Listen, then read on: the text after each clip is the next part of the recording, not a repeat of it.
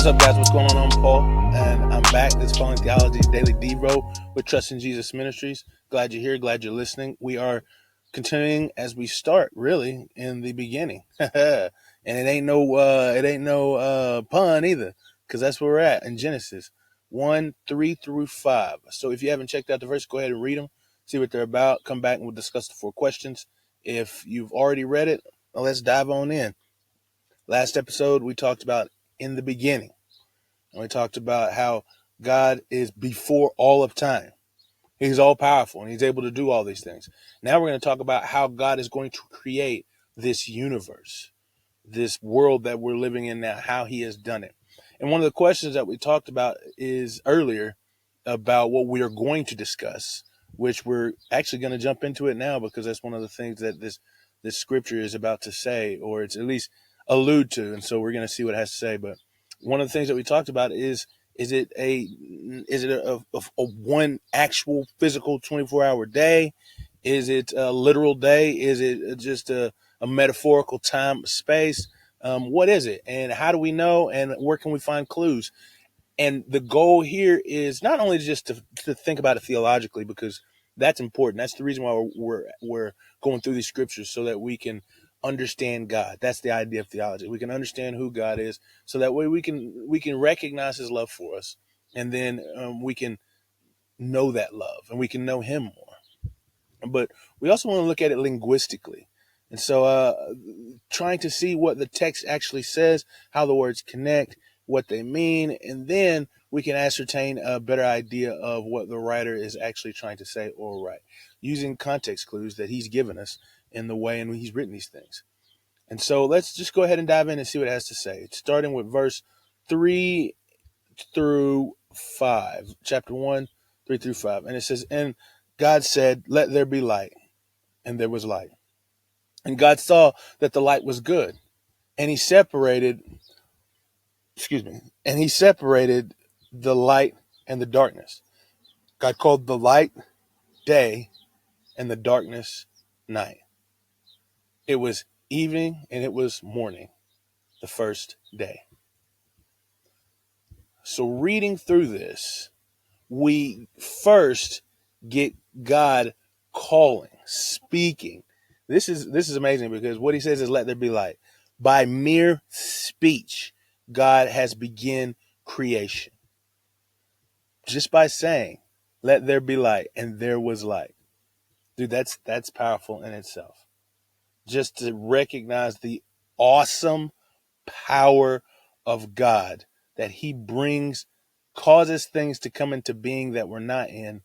I guess maybe not being, because this doesn't have being. It's not a person. It's an inanimate object. But he causes things to have existence that did not have existence prior. He says, "Let there be light." And then there was light.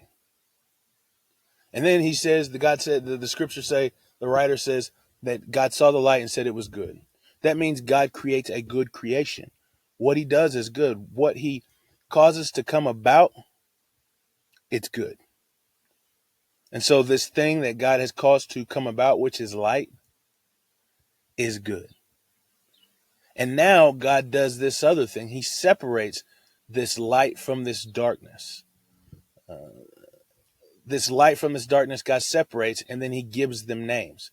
In ancient times, because this is a linguistic understanding, and as well as a cultural understanding, that when someone names something, when they place a name on someone, it gives them authority and ownership over.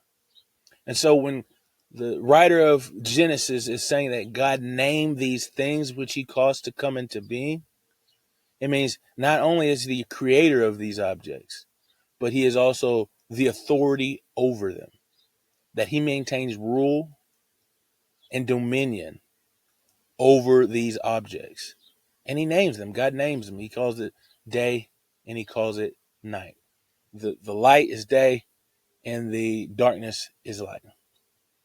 And then after that, we get the phrase, "It was evening and it was morning," day one, the first day, or a first day. Actually, it's not definitive. It's indefinite, not definite. Now, this is the thing that a lot of us question. We wonder, is this a literal day?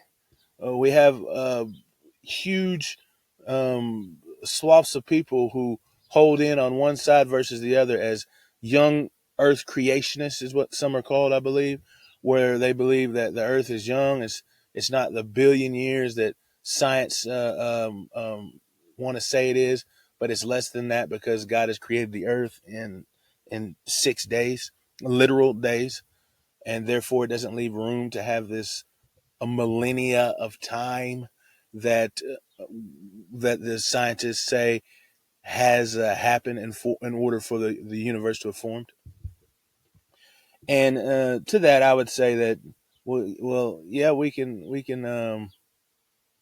say that if he created Adam from the dust of the earth into a full grown man, then he can make the earth look full grown when it is still young. So that's just a concept. If that's what side you fall on as a young earth creationist, taking each part as one day.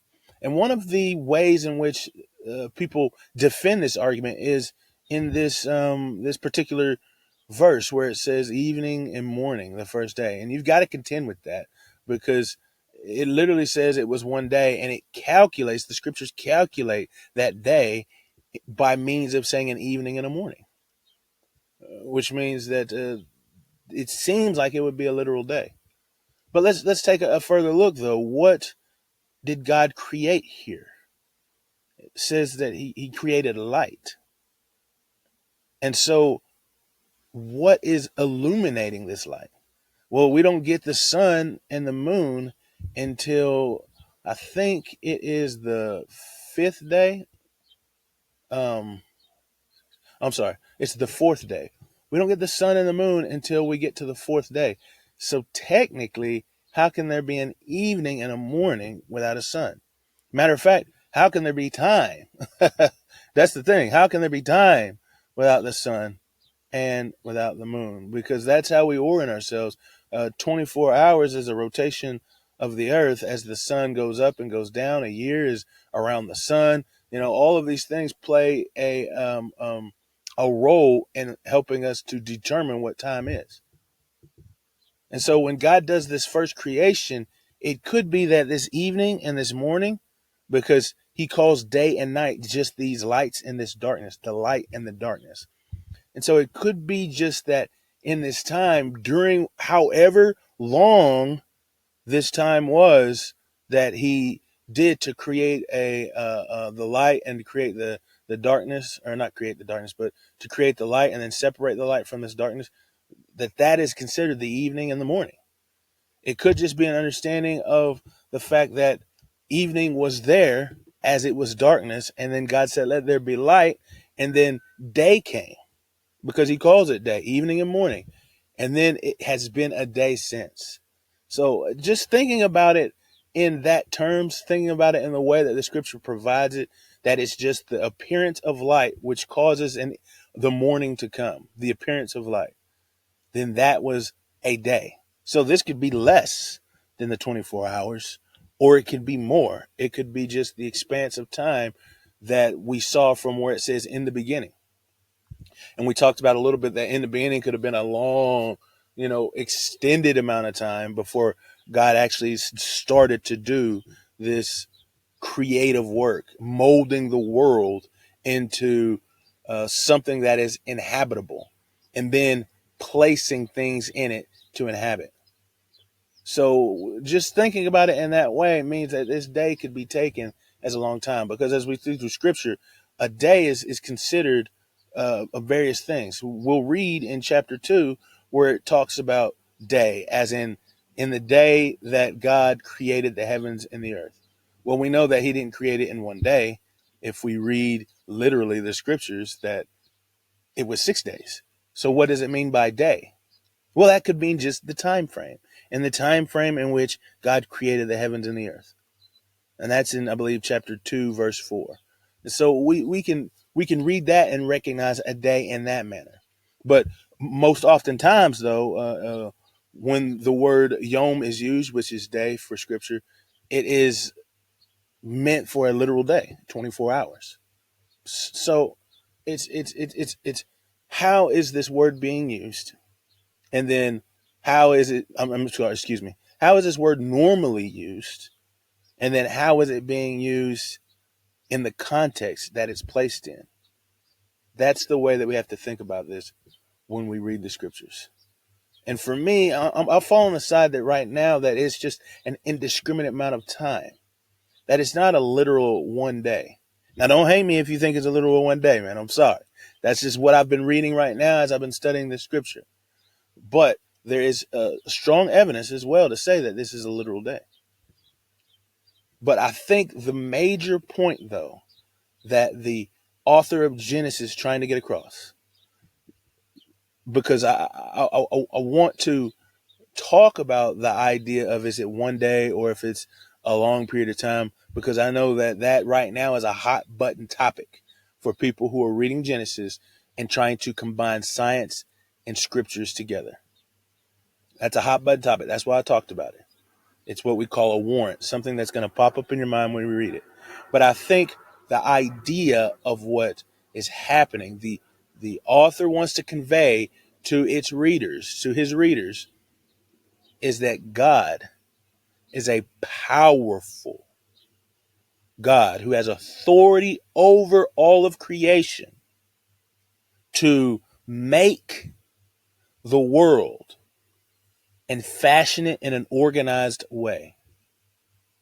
I think that is the idea that's behind this, is that God is able to produce, create, and fashion a world that is organized. And he is the authority and ruler and creator of it. So if we want to get something out of this right here, that's what we need to grasp. I hope the other things help, man. I do. I hope they help you to understand why others may think that yom means an extended period of time, and then the background and reason for that to be, and then why people would understand yom or day as a 24-hour period, which there's evidence and background to see. But the truth of the matter is that we've got to recognize that this person who is writing the scripture is conveying to us that God is the Lord of history. He has started history by saying in the beginning that there's a time frame that's going on, and then he created these things, which means he's a creator God, but he's a powerful God by speaking these things into existence. And then as well, he is an organized God by the means of making an evening and then a morning. So what's the author trying to say about God? Well, I kind of went over that he's powerful. He's a ruler, authoritative God. But I didn't mention this, and I want to say it, is that he is a good God who creates good things. When God saw the light, he said it was good. I think some translators said that he thought it was a marvelous creation. That the light itself was good. Not the act of creating, which is good, but that the light itself, and the darkness for that matter, was good. What's to say about man? Well, it says that we are under the authority of God because he is over creation. The thing he created, he is the authority over. And we see that by him naming this. And we'll continue as we go on through, probably a little bit faster over some of these verses, because they continue to do the same sorts of things, say the same sorts of things, except with different objects. But as we recognize right now that God has named this creation light, and then he has also named this creation day and night. And in that naming, he is claiming authority over it. And we are as well under his authority. How can we apply these truths to our lives? Well, I think seeing that God is the ultimate authority and that he designed this earth, declaring it good, then we should be under his authority, living to benefit creation. That our actions shouldn't be destructive upon the things that God has declared good. If God says that what he has made is good, then we should treat it as such. I think in some past religions, it talks about the corruption and the evilness of the body, of the flesh, merely because it is flesh. Christianity, we talk about the corruption of the flesh through sin and our sin, but it's not because it is creation. It is not because it is physical that it is bad. It's because of our sin, which has seeped into this, which we'll read in chapter 3, which has brought a curse upon it. But physicalness, or the physical or material world, is not inherently less than, and therefore we should shove it aside and do whatever we want. It is good, and we as God's people should treat it as such. I appreciate you guys for listening, and let's continue as we go on this study of Genesis to see what God has to say through the first book of the Bible.